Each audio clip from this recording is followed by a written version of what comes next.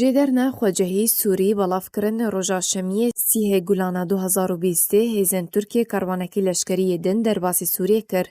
لە گۆری هەمان ژێدەران کاروانەی لەشکریە تورکیە کۆژی 35 بارهەلگر و ئۆتۆمبیلên لەشکری 20 بارهەلگرên girtî pêk diha ji dergeheke Ferlûsînê Sînorî bi lîwa Skenderon re li Bakurê Idlibê derbasî devera kêmkirina asta şer li devera Idliba Sûriyê bû û li babaregehên Tirkiye li wê deverê bicî bû.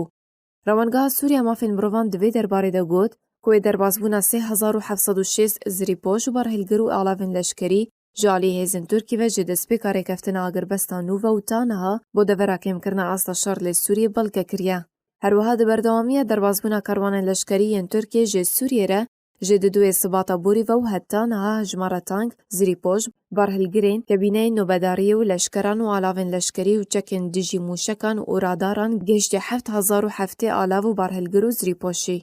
Li gorî Rawangeha Sûriyê belge kiriye hejmara leşkerên Tirkiye di heman demê de ew derbasî Sûriyê kirine li Idlib, gundewarên Latqî û Heleb û Hemayê gêştiye bêhtir ji 10,400 leşkerî. Di demeke pêştir de Rawangeha Sûriya Mafên Mirovan di raporteka xwe de amaje kiribû ku hejmara xalên Tirkiyeyên leşkerî jî li devera kêmkirina asta şer li Idlibê gêştiye 59 xalên leşkerî.